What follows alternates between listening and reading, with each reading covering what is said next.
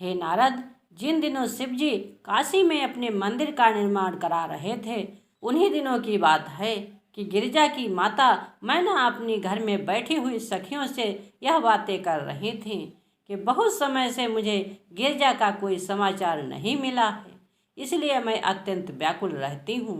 मैं यह निश्चय पूर्वक जानती हूँ कि गिरिजा को जो सुख यहाँ मिलता था वह वहाँ नहीं होगा, क्योंकि गिरिजा के पति के पास भस्म और बूढ़े बैल के अतिरिक्त और कुछ नहीं है। जब हिमांचल ने मैना की यह बात सुनी तो उन्होंने भी चिंतित होकर यह कहा, हे प्रिय, तुम्हारा कथन सत्य है। जब से गिरिजा गई हैं तब से मैं भी उसकी याद में अत्यंत दुखी रहता हूँ। हम लोगों को उचित है कि अब हम गिरिजा को देखने के लिए चलें। मैना को अपने पति की यह बात सुनकर अत्यंत प्रसन्नता हुई। तदुपरांत उन्हें देने के लिए अपने साथ 2 करोड़ तुला मोती, 100 तुला हीरे, 11 लाख तुला पन्ना, 16 सहस्त्र तुला इंद्र नीलमणि, 9 करोड़ तुला पद्मराग तथा विद्रुम आदि रत्न साथ लिए। इसके अतिरिक्त उत्तमोत्तम वस्त्र आभूषण आदि थे। हे नारद, गिरिजा को देने के लिए यह सब सामग्री अपने साथ लेकर हिमांचल अत्यंत अहंकार में भरकर मंदराचल पर्वत पर जा पहुँचे।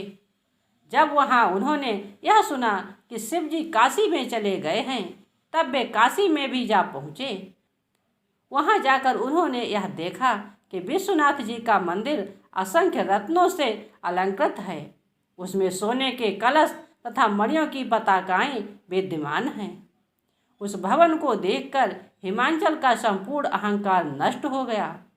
तब उन्होंने मन ही मन यह विचार किया कि इससे बढ़कर मूल्यवान तथा सुंदर भवन तीनों लोकों में अन्यत्र कहीं नहीं है। हे नारद, जिस समय हिमांचल उस मंदिर के बारे में यह विचार कर रहे थे कि यह किसका है, उसी समय उन्हें एक मनुष्य समीप आता हुआ दिखाई दिया। शिव जी ने उस व्यक्ति को विदेशों से आने वाले अतिथियों की सेवा का भार सौंपा था। आज तो हिमांचल ने उसे अपने पास बुलाकर पूछा, हे भाई, यह नगर किसका है और इस मंदिर में कौन रहता है? तब उससे भक्त ने यह उत्तर दिया, हे यात्री, इस स्थान का नाम शिवपुरी है और यह मंदिर भगवान विश्वनाथ जी का है। भगवान विश्वनाथ जी को मंदराचल पर्वत से यहाँ आए हुए अभी केवल 6 दिन ही बीते हैं। इन दिनों वे गिरिजा के साथ ज्येष्ठेश्वर में रह रहे हैं। संभवतः तुम कोई परदेसी यात्री हो जो उन्हें नहीं जानते। तीनों लोकों के संपूर्ण प्राणी उन्हीं शिव जी के सेवक हैं। इतना कहकर उसने हिमांचल को काशीपुरी का संपूर्ण वृत्तांत कह सुनाया। जब हिमांचल ने शिव जी को इस प्रकार धन से परिपूर्ण देखा तो उन्हें अत्यंत प्रसन्नता हुई। उस समय उन्होंने उस मनुष्य को तो धन आदि देकर विदा कर दिया और स्वयं अपने मन में यह निश्चय किया कि अब मुझे यह उचित है कि जो धन मैं अपने साथ लेकर आया हूँ उसके द्वारा यहाँ एक शिवालय का निर्माण करा दूँ। मेरे पास इतनी सामग्री नहीं है कि जो शिव जी की भेंट के योग्य हो सके। अब तक मैं भूला हुआ था और शिव जी को दरिद्र समझता था। आज मुझे यह मालूम हुआ कि शिव जी तो कुबेर के भी कुबेर हैं।